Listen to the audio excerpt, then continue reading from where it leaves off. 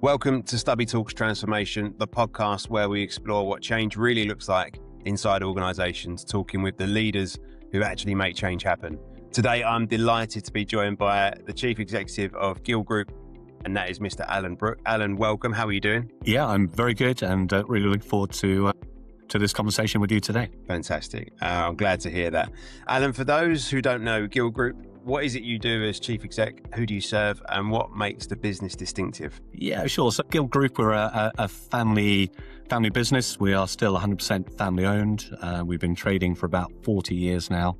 And over that time, we've sort of expanded our offering. So we play in two very distinct spaces. We trade very heavily in the environmental measuring space. And I would say almost the backbone of the business has grown over the last 40 years to be, I would say, market leaders and experts in environmental measuring.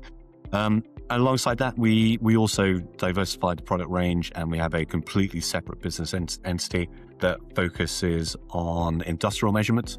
And in that industrial measurement space, we do everything from Formula One, motorsports.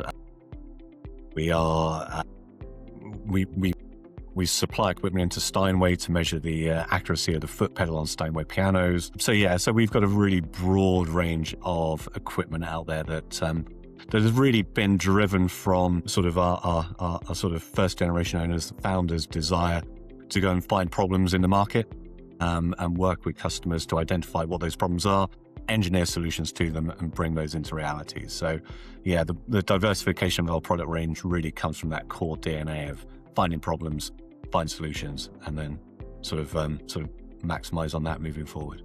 Amazing. And you're the kind of the first non-family CEO in that 40-year family-owned business. Yeah. What would you say is different about leading transformation when you're a custodian rather than the founder? I think what is different in this business and working with family offices is shareholders, PE, venture capitalists. I think the desire for that very short-term realization of return, and I've worked in those industries as well, can drive some pretty short-term decision makings, and it isn't always in the best interest of the longevity and the innovation of the organization. I think working with the family and the shareholders in the role that I'm in today, we're really looking at where we take the business for the next 40 years. So my role very much is a custodian of the brand, custodian of the hard work that the family put in to get to here. The family are very much involved day to day as well. So, between me and the family, we define strategy, we look at where the organization's going, and we have those honest conversations about where we want to be. My role is really to take that direction and flow it through into execution and delivery. So I think the difference for me is keeping a very close eye on the core DNA of the business.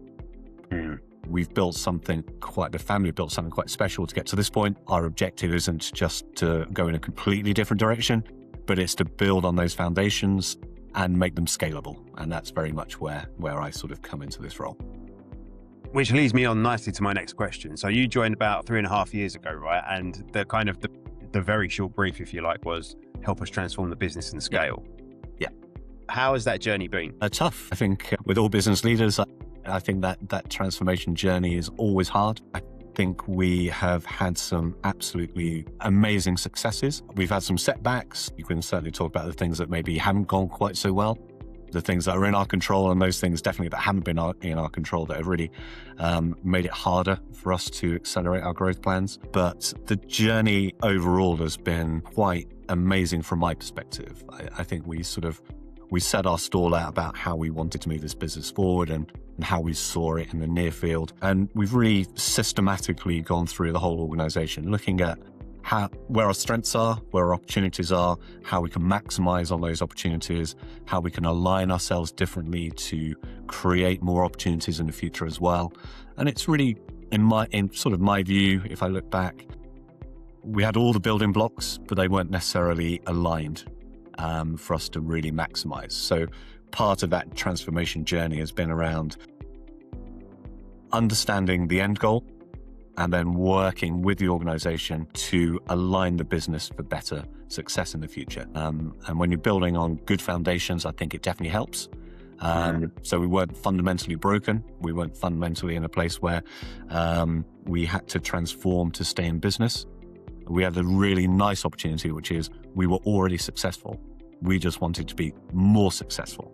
And therefore, those building blocks are a slightly easier move, I would say. And sort of the pressure to invest longer term is easier in that sense. I think if you are facing financial hardship, those decisions tend to be harder, deeper, and a bit more pertinent. But for us, the journey has been one of taking good and making it excellent. And that's the sort of transformation journey we're on at the moment. Brilliant. And you made a great point there. If a business is successful, there's often no real kind of burning bridge or something on fire that needs to be addressed. Yeah. So I guess, how do you create urgency or kind of the desire, I guess, to want to change in an organization culturally when it appears that everything's working okay? Yeah, I think you're right. I think that the greatest benefit to transformation is having a big burning bridge that you have to go and solve. So in fact, we just create our own burning bridges. So we look at where we want to be. We talk about that transformation. We know what the business needs to look like in the future. Really, we then look through departments. So we're looking at how we realign ourselves. I sort of take this as a series of steps rather than one big holistic transformation. I think when I've certainly done this in the past unsuccessfully, when you try and change everything all at once and you don't necessarily have a significant burning bridge, the business is just in chaos and you create chaos rather than direction. I tend to think of myself as an opportunist more than anything else. So we set our stall out, we know where we want to go. That's my guiding principle. That's our North Star, as we say. All we're really doing is looking at the opportunities within each of our core functions as to what needs to change next in order to align us better. And I'm more than happy to take small steps as long as every step is a step in the right direction. But the most important thing is we make those steps. So I think pace without the burning bridge can be a problem. And I think we've definitely suffered a little bit of that in the past in terms of how quickly we've got people onto the right track, how quickly we've communicated, how well we've communicated almost. Have we really brought people to a point where they see the journey and they can see the steps that they need to work on in order to get there? I think we've probably been successful in some areas. I think we've probably been unsuccessful in others. And we've had to go around that loop a couple of times in order to sort of change the end point, but just to realign us on the journey. And I think that is something we do well, is we don't take our eye off the end goal and we accept that, we're all fallible and maybe sometimes we don't always align.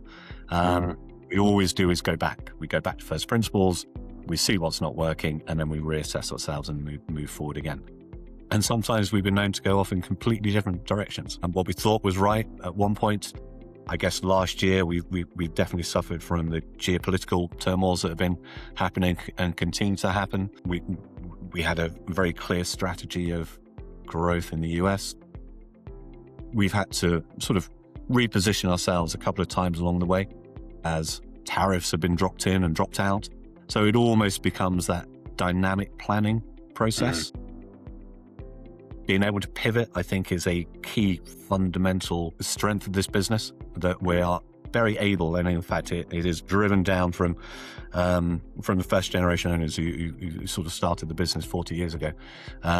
Their core driver is don't be afraid to make mistakes. If you make a mistake or if you feel as though the direction you're on is the wrong one, don't be afraid to stop. Much better to cancel, reassess, go off in a different direction, rather than just be wedded to this one view that you have of the world. So be dynamic, be open, be transparent. If it's not working, you need to take a step back, reassess, and then go off in a different direction. But everything is about that continual move forward. And as long as you're doing that, that's our sort of core DNA. That's our real driver here. Make something every day is a core principle. That's great. I love that. And you've hit on really kind of a number of points there. The first one I want to pick up on is kind of small steps. Is rather than trying to boil the ocean, it's what can we do to make a step in the right direction, the first step in the right direction, but then move at pace. And it's, I think when you kind of have lots of spinning plates and you're trying to move at pace in that way, that's when spinning plates get dropped and the eye comes off of one and focus disappears sometimes. You need to kind of travel in one direction and go, right, okay, is this working? That feasibility part, again, you've just mentioned there, failing fast. One of my core principles is people have to be allowed to be in an environment where they can fail and learn from it and then adapt and change. We might have what we think is the best solution. We might travel down that journey, down that road a little bit and go, this isn't actually, we need to realign. So yeah, you've hit some really, really great points there. And I think there's a lot that people can take from that. Where do you think you've had to dig the deepest in bringing people along the journey that might necessarily didn't want the business to move in that direction? Good question. Where I guess being in business for as long as we have, and it's not unique to us. It's certainly not unique to Gill. We have entrenched ways of who we think this business is. I am absolutely blessed by longevity of service within this organization, as many family businesses are. And we, alongside many other businesses, have that view that it's good, it's the right way to do it because we've done it for a long time. I like that mindset because it means we've got stability. And there's also an equal part of me that struggles with that mindset because my natural tendency is always to think, well, there's always a better way to do something.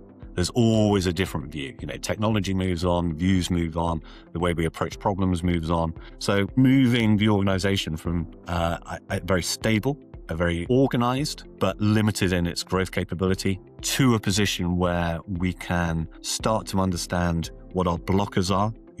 We sort of look at our constraints and we try and solve the constraints. We solve that constraint and lo and behold, we've got another one, and then we don't focus on that one. So that tends to be our mindset. So moving the organization away from comfort into something that is a bit uncomfortable takes, I think, a huge amount of time and effort. From my side, I'm probably guilty of being 2 steps ahead. And I think probably in my home life as much as work, my wife can often be heard referring to some of my ideas as leaving a trail of destruction. And in my past, I've definitely done that at work as well. I've probably been 2 steps ahead. I thought the business was with me. I thought we were definitely on this journey. And all of a sudden you look behind you and all you've got are a load of people not understanding where we are. So the journey to bring people into this world where change is good and it's definitely going to happen. It's probably the only consistent that we really have, that has taken us a little bit of time. It sort of goes to that principle of, currently we're 144 people in the group. I've got a great team of people who devote their careers and their time to the amazing stuff we do here. I want them to be on this journey. So I want to take that time to bring them with me. Now, I tend to take the view that although we might come up with a strategy, the execution of the strategy needs to come from me. It needs to be worked alongside with the management team, but the management team needs to bring the team into this whole conversation. I can't, with good conscience, have a strategy that I'll define around this table and just expect it to be deployed into the organization. So, I tend to take the view that I'll set the overall end goal and the expectations, but then the door is open to everyone in the business to challenge, to push back, to have some questions on it. And I think where we've really capitalized on that well, I think, is if you look at our transformation through operations, we've been going through, I guess, an 18-month, 2-year program to move us from bench build. We were sort of in that very traditional one person, one product, very traditional bench build process, into moving the whole organization over to flow lines. Now, having the right leaders within the transformation program have allowed us to open dialogue to everyone who is a key stakeholder in that process. And it's really important to me that when we look at relaying out a production process, everyone has an involvement in that. So, that functional team, having a structured process. We define the parameters. So, a long time ago, we defined a sort of standard model for a production cell, all the key things that we thought were really important. And we also defined almost a roadmap of, this is good today, but if this line was amazing, it would also have these other elements added to it as well. And we don't try and add all of those things on day one. We take the core components that we think are really important, we get those embedded in, we work with the stakeholders to make sure they understand it, and they can contribute to things that don't work. So we take all views into our transformation into this line. We'll run it, and then the cycle starts again in terms of, that's been good for today. Do we now want to move it on to the next stage? Which other pieces of this strategy could we deploy into this process that could, almost give us that continuous improvement roadmap of certainly in our manufacturing operational side. Yeah, brilliant. I love that. And that's something I quite often teach or sort of encourage people to do, is that top-down strategy of saying, this is, like you say, the end goal, this is the objective, what we're striving for, the vision. But then, like you say, opening the doors and sort of saying, how are we going to get there? And giving people the opportunity to say, wouldn't it be great if we could do this? Because that would help that, and that aligns with this. And you've then got an idea that potentially the leadership team might not be aware of or would have thought about. but it's come from the guys that actually do the process every single day. But when we first spoke, we kind of spoke about methodologies. You just mentioned continuous improvement there, which is one of my biggest passions. But you haven't been kind of following one single methodology, so to speak, have you? You've kind of been taking the best of different things that you've learned across your career and adopting them where you see fit, right? Yeah, and I think that's really important. You know, I'm not a black belt. I don't profess to be. I think I've worked in enough industries and, you know, I've gone through enough change and improvement cycles. I've done continuous improvement.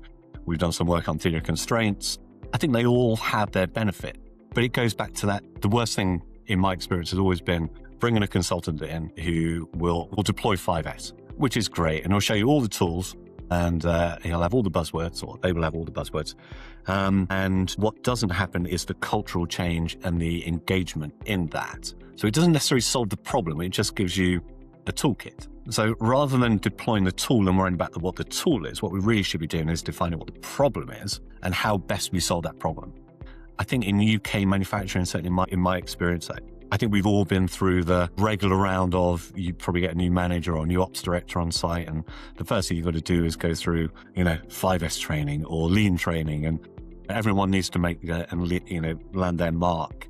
So they roll out the lean tools, which, I started my career on the shop floor, and you can be sheep-dipped into this training every few years. You've seen it, nothing changes. What's the benefit? It just seems to be a tick box exercise. So you've got to make these things live and have value. Otherwise, you're just paying for a consultant. And that doesn't really aid anybody. So we don't really talk lean. We don't use buzzwords if we can help it. All we're really trying to do is set an end objective, which is we want to create excess capacity in a production line. The ops team have one objective year on year, which is ensure that we have material at point of use as required for any customer demand.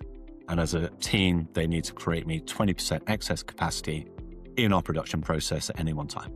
So I decouple sales from operations, and I use excess capacity in order to deal with spike orders. That's really the core brief that we give to the team. We then work on how we go and deploy that. So it's really important that we don't just do the buzzwords. We go and find the problem. We look at a line, and we'll deploy the right tools that are required for each particular process. Now, we have some guiding principles. So we run playbooks, we understand line capacities. So all those things happen in the background, but they're not the driver. They're just an outcome of working with a team to understand what we're trying to achieve. We need to achieve customer satisfaction every day. We need to ensure we're hitting our order book every day. What are the best tools that we can deploy to do that? We don't measure for measurement's sake. We don't KPI everything within an inch of its life, because if we're not using the KPIs, what's the point of looking at them? So we try and measure locally, use that to drive an improvement, move it on. We'll trend it for a while if we need to, but ultimately it's keeping it more dynamic and real rather than, I guess, just going through the motions, which I think we've all probably done in the past. You're spot on. And this is something that I loathe, really. The training I do, the workshops I do, it's about context. What are we actually trying to achieve here? And I kind of move away from the word training. I kind of go development program. So if someone buys a training program from me, let's call that, they get check-ins, coaching. So it's going to be week after, what's that one improvement you've taken so far? That step in the right direction. Then 3 months. It's kind of like 30, 60, 90 day kind of mindset, but it's just check-in. So that's not the last you see of Dave. I keep coming back. I'm like a boomerang. That for me is kind of the ability to sort of not tick the box. How can we continuously improve? And I think that context is so vitally important. You could reel off, like you say, all of the different tools, the techniques, which are great. But if people are sitting there going, I wonder how I could apply that and adopt that, it's almost a pointless exercise. So for me, I love going in, asking the question, what are the pain points? What are the issues? What are we trying to solve here? And getting voices from absolutely everyone in the room and going, okay, cool. So what should we focus on first? Helping them to prioritize that, the list of 20 there might be, maybe. And then you kind of take those steps forward. And that's, when we last spoke, I kind of said continuous improvement by stealth. You're not kind of going, here's the formal training, here's this.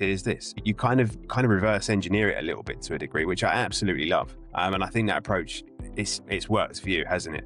I guess for me, what's the challenge you see at the minute? What's the thing that's on the roadmap? What are you trying to solve next? Where are you going at the minute at Gill Group? Yeah, I mean, in terms of continuous improvement, we're we're shifting a little bit of focus now onto data-driven decision-making and ensuring that root cause is key to every conversation we have. So we've done a huge amount of work creating the right data environment. Big component of using data-driven decision-making rather than using our emotions as much as we probably do. So we've probably spent a good year now getting so we've got a huge suite of Power BI. I've got one version of truth in the business, which is open to everybody. So if you need a number and you need to understand what a situation is, then there is a data set within Power BI that will give you that information. And the reason we did that is I have an aversion to people turning up, presenting an idea on an Excel spreadsheet where I don't know the history of the numbers, I don't know how this has been ratified, I don't know how this has been pulled together.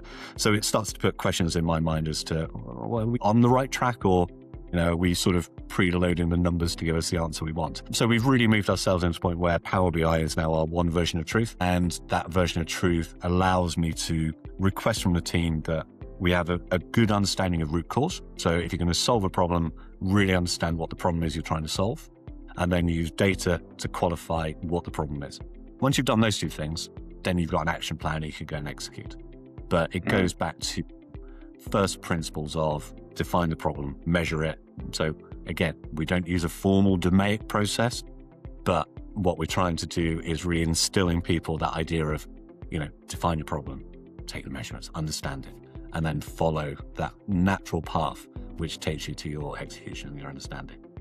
Yeah, it's very, very true. I think that single version of the truth as well is so important. I actually did a talk recently where I mentioned that data is amazing, should be used every possible opportunity to measure what's happening. I said, be careful. There's kind of a caution warning that goes with data because it can be flipped and used to describe a certain narrative. If you've got that single version of the truth that's sitting in Power BI and you go, right, here's the data we've got, and this is what we can work with. There's a business leader that I'm hopefully going to be working with soon, who one of his goals is to stop knocks on his doors unnecessarily, or the phone ringing potentially, which I think is great. And I was like, how many of those are unnecessary? And he went, oh, I don't know. And I was like, I'm not saying measure it, but just if that's something you want to stop, then we need to define what that looks like. And you could see the cogs whirring. You go, oh yeah, okay, thanks, Dave. Again, it's measuring the right things, but knowing, have you made an impact? And are you getting more knocks on your door because people are coming with ideas? They're the kind of knocks on the door you want. So yeah, very, very interesting. Again, when we spoke before, you mentioned the dashboard is constantly red because you keep moving the targets. I love that because that just shows the standards are always constantly improving. Do you find that helps to motivate the team rather than keep them demoralized? No, it probably demoralizes them more. And I think it's a learning journey for us as a team and a management team as well. But I sort of kind of buy the idea of, we can review data and it's all green every month, everything's perfect. It kind of infers that we're stable, but we're not really improving. So therefore, where is that desire to be better? So if everything is green and everything's perfect, I tend to feel a little bit itchy that, what's not happening here? What's not happening is we're not making good enough changes. So for me, I think, 2 or 3 months or maybe a quarter or two of a stable process is great. But as soon as you've got stable process, you should be realigning your targets. They should be achievable, but you've got to do some effort to make that process, that core driver, better than it is today. So for me, I'd rather see a whole suite. The point of metrics is to change behaviors. It's not just to have a pat on the back and say we've done a great thing. If you're not changing behaviors, then why bother measuring it? So we really take that mindset of, if you're going to measure it, make it achievable, achieve it, reset the goals, work hard to make that goal achievable.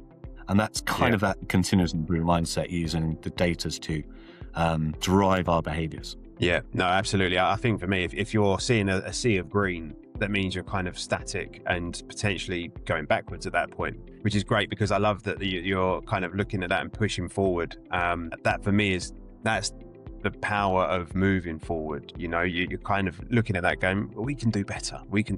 And if that is kind of rubbing off on the team as well, going, yeah, well, we've hit 95%, but we can get 96. We know we can get 96.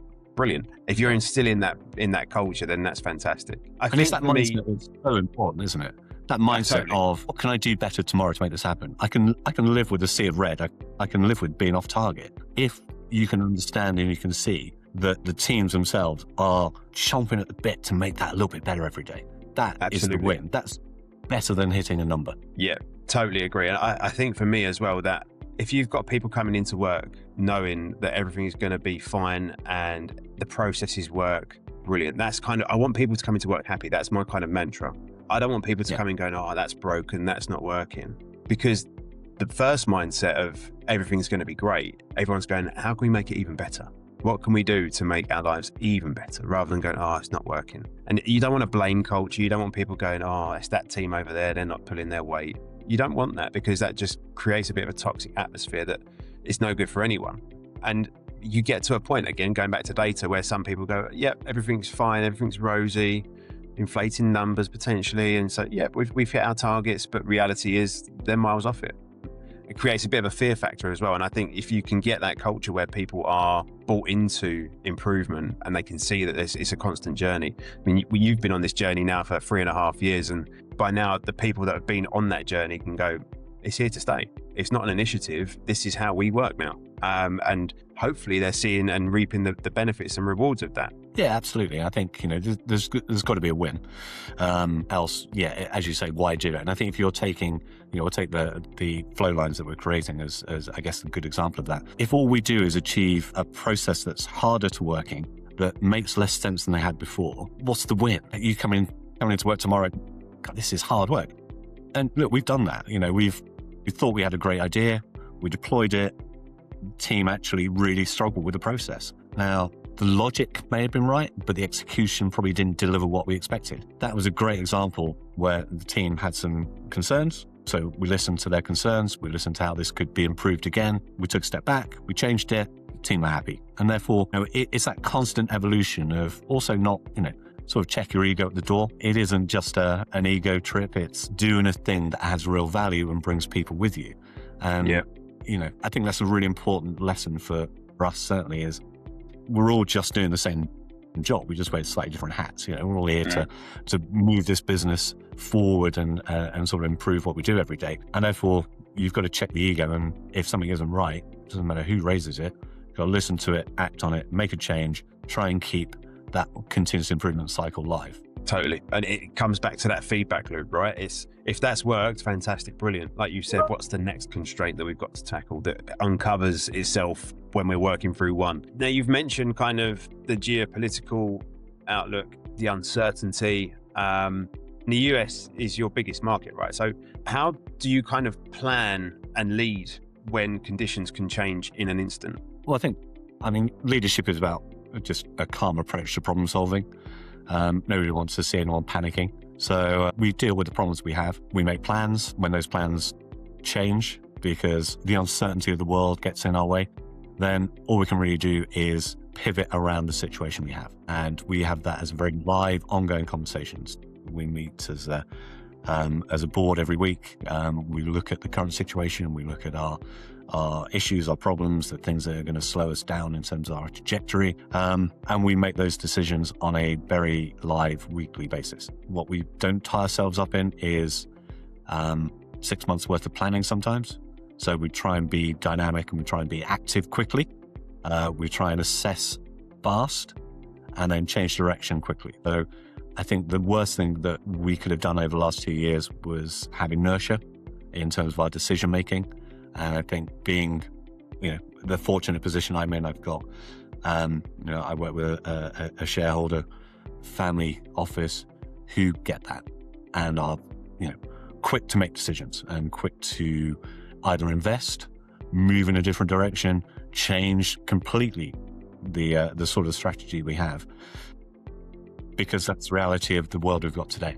And I think that is probably a core strength is we're not a significantly hierarchical company. I think we sit down, we discuss, we bring data to the table, we will agree a direction, and then we'll just go and execute it. And it's getting on with execution that has been our real strength over the last few years. Being able to pivot quickly has been a real strength.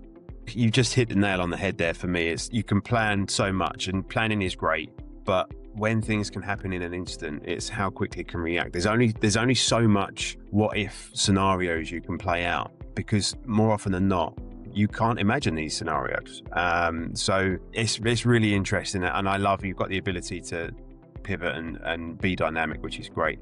I guess looking back on the last 12 to 18 months worth of change and transformation in the business, what have you learned that you would do differently if you could replay that time? What I would do differently, and I think it is a absolute fault and trait of mine, is I still have that tendency to want to change too much all at once. And I probably put too much burden on the organization to take these ideas and concepts and execute them all at the same time too quickly. So I think that's probably true over the last 18 months as it has probably been over the last 10 years.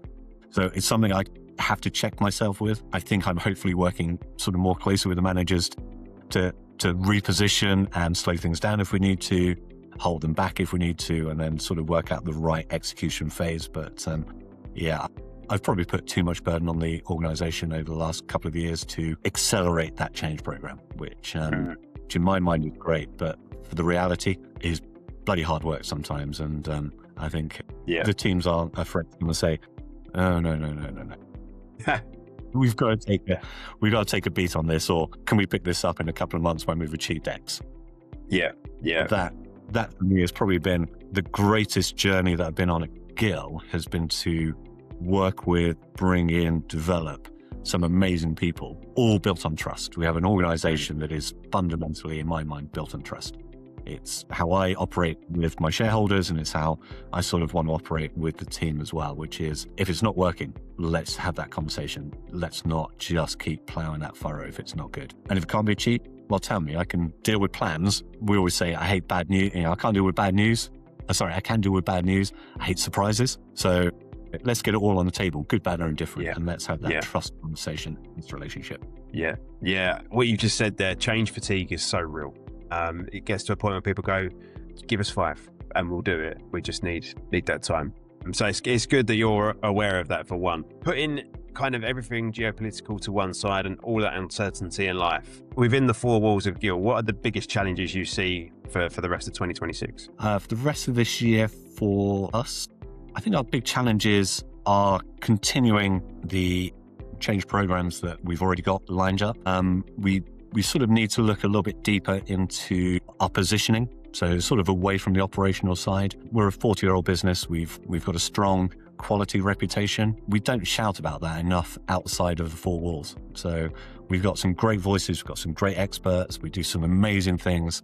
Historically, we've been, I guess, a bit shy of shouting about that. So we've invested quite heavily, and we brought some amazing people on board over the last year or so, looking at our marketing strategies, our sales strategies, how we take our internal voice, our amazing voices we've got internally, how do we share that with the rest of the world? And I think that's part of our growth strategy, is all around externalizing this internal voice that we've got, which is pretty amazing, but maybe has been a bit quiet in the past. So that's really interesting.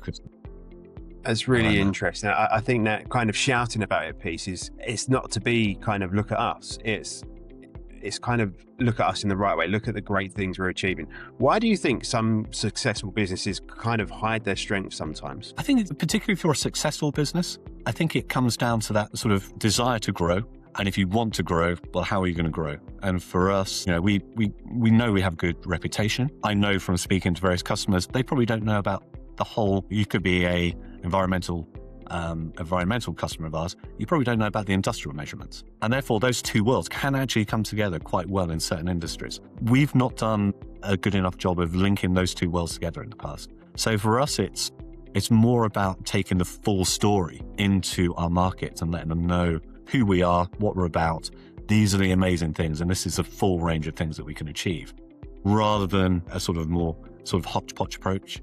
And treating our organizations differently. We're a group of technically 5 businesses, and it's very easy just to focus on one set of customers and not necessarily join all the dots of the organization. So really, for us, it's about sharing the overall value of the Gill Group, rather than just the small in that a customer may have to a particular part of us.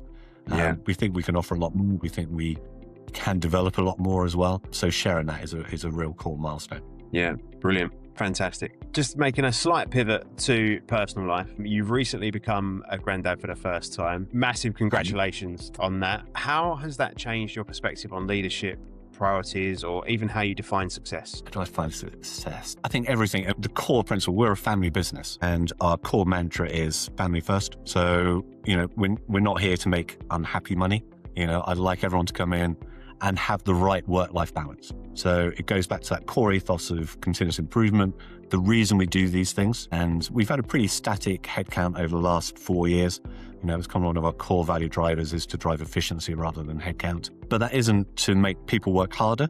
It drives the conversation around work-life balance and making those improvements so we can achieve more without having to double our efforts. That's fundamentally what we're trying to do. And that goes for me as it does for everybody else. So what defines me, I think, is family.